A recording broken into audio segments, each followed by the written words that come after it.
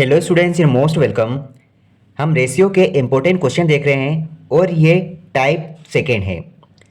आप इस वीडियो के 3 इम्पोर्टेंट क्वेश्चन देखो जिसमें आपको रेशियो को सॉल्व करने का तरीका समझ में आ जाएगा। अगर आप न्यू व्यूअर हैं और पिछले वीडियो नहीं देखे तो आप चैनल को सब्सक्राइब कर लें और प्लेलिस्ट में जाकर इसके पहले के सारे वीडियो आप देख सकते हैं।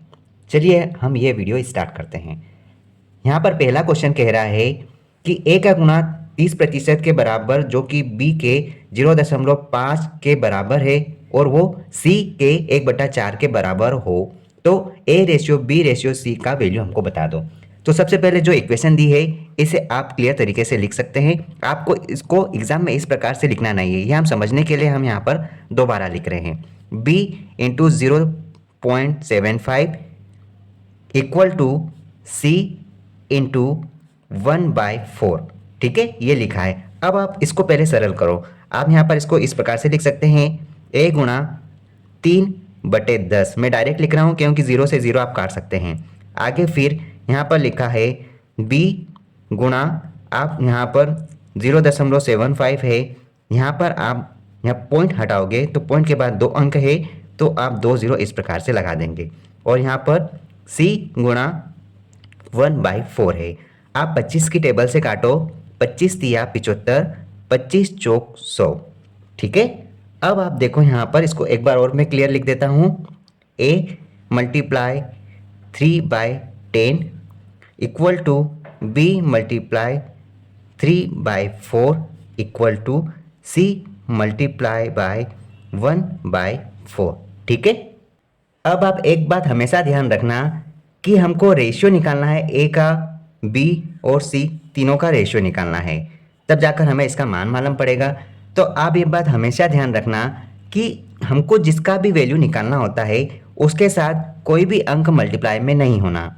जो कि यहाँ पर है 3, यहाँ पर भी 3 है, यहाँ 1 है चलेगा क्योंकि 1 तो खुद रहेगा, वो वैल्यू ही रहता है। ठीक है, तो यहाँ पर कोई भी अंक मल्टीप्लाई में नहीं है, यहाँ पर 3 है और यहाँ पर 3 है। तो सबसे पहले आप इनके पास की संख्या को फ्री करो। तो हम एक काम करते हैं, इनके बटे में हम किसका भाग देंगे, क्योंकि यहाँ पर भी 3 है तो हम 3 का ही भाग देंगे। हमने यहाँ पर इस संख्या में 3 का भाग दिया। ठीक है, हम यहाँ पर 3 का भाग देंगे तो बटे में गुणा हो जाएगा। यहाँ पर भी 3 का भाग देंगे तो बटे में इसके साथ गुणा होगा। यहाँ पर भी हम 3 का भाग देंगे तो बटे में गुणा हो जाएगा। हमने यहाँ पर 3 का क्यों भाग दिया, क्योंकि हमने ये 3 और 1 का एलसीएम लिया। एलसीएम लिया, जो संख्या आया उसका हमने यहाँ पर गुणा किया बटे में। मतलब इसका तात्पर्य ये हुआ कि हमको ऊपर की संख्या हटानी है। अब आप ध्यान से देखो, हमें यहाँ पर ऊपर की संख्या हटानी है, हम काट देते हैं, ये इस प्रकार से कट गया। अब यहाँ पर कुछ नहीं है कटने जैसा, तो यहाँ पर 3 रहेगा। आप कह सकते हैं कि यहाँ पर a गुणा 1/10 इक्वल टू b गुणा 1/4 इक्वल टू c गुणा 1/12। अब आप कह सकते हैं कि a का रेशियो वैल्यू 10 रहेगा, b का वैल्यू 4 रहेगा और c का वैल्यू 12 रहेगा। तो आप यहाँ पर कह सकते हैं कि a ratio b ratio c का मान क्या होगा। यहाँ पर a ratio b ratio c का मान 10, 4, 12। तो आप यहाँ कह सकते हैं इसका मान क्या हो जाएगा। मैं यहाँ पर लिख देता हूँ, यहाँ पर 10, 4, 12। ठीक है, आप इसको और भी सरल कर सकते हैं। 2 की टेबल से आप काटोगे तो 5, 2, 6 रहेगा। That is your correct answer. मतलब आप कह सकते हैं हमारा 5 और 2 से ए में है तो ए आपका राइट आंसर होगा। ठीक है, अगला क्वेश्चन देखते हैं। जिस प्रकार से यहाँ पर ए रेशियो बी का वैल्यू दे दिया है, यहाँ पर बी रेशियो सी का वैल्यू दे दिया है, तो हमको A ratio B ratio C का मान निकालना है। सबसे पहले तो आप इसको लिख दो कि यहाँ पर इनका मान क्या लिखा है। आप एग्जाम में यहाँ पर डायरेक्ट सोल्व करोगे, लेकिन मैं आपको यहाँ पर समझा रहा हूँ इसलिए यहाँ पर लिख रहा हूँ। ए रेशियो बी का मान यहाँ पर दिया है 1/2 रेशियो 4/3। अब यहाँ पर देखो बी रेशियो सी का मान यहाँ पर दे दिया है 2/3 रेशियो 1/4। ठीक है, अब यहाँ पर देखो कि आगे हमें क्या करना है। अब आप ध्यान से देखो, हमें यहाँ पर इस प्रकार की भिन्नों में संख्या नहीं चाहिए, हमें एक क्लियर संख्या, पूर्ण संख्या चाहिए। तो हम क्या करेंगे, इस हर वाली संख्या को हटाना पड़ेगा। तो हम क्या करते हैं, या तो इन दोनों का एलसीएम ले लो, जो भी वैल्यू आएगी उस वैल्यू का इसमें भी गुणा करो और इसमें भी गुणा करो। एक तो तरीका ये है। दूसरा तरीका ये है कि यहाँ पर आप तिर्यक गुणा करो, 3 का गुणा इधर करो, कितना हो जाएगा ऊपर 3, 2 का गुणा इस साइड करो, कितना हो जाएगा 8। तो यहाँ पर a/b का मान 3/8 है। अब यहाँ पर आप समझो, यहाँ पर एक काम करो, आप इसी प्रकार भी कर सकते हैं, या तो आप इन दोनों का एलसीएम लेके दोनों तरफ उस संख्या का गुणा करके काटापीटी करके भी ला सकते हैं। यहाँ पे आप करो एक काम, इसी प्रकार से 4 का गुणा इधर करो, 8 आ गया। यहाँ पर 3 का गुणा इधर करो, तो यहाँ पर क्या आ जाएगा 3 आ जाएगा। तो आप ध्यान से देखो, हमें यहाँ पर b की वैल्यू दोनों जगह एक जैसी मिल गई है। तो हम कह सकते हैं a/b/c का मान क्या होगा 3/8 यहाँ वापस 3 हो जाएगा। तो आप कह सकते हैं कि आपका आंसर क्या आ गया, ऑप्शन सी। ऑप्शन सी हमारा सही आंसर है। ठीक है, नेक्स्ट क्वेश्चन देखते हैं।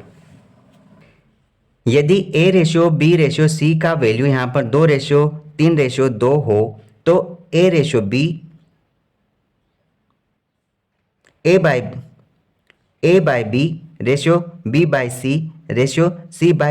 का मान बताइए। देखो, हमको यहाँ पर इसकी वैल्यू तो दे दी है कि यहाँ पर 2/3/2 है, तो बस डायरेक्ट आप इसमें वैल्यू पुट कर दो। यहाँ पर आप क्या लिख सकते हो, a का वैल्यू 2, b का वैल्यू यहाँ पर 3 आ गया, फिर रेशियो यहाँ पर b का वैल्यू 3, c का वैल्यू 2 आ गया, फिर रेशियो है c का वैल्यू 2 और यहाँ पर a का वैल्यू यहाँ पर वापस 2 आ गया।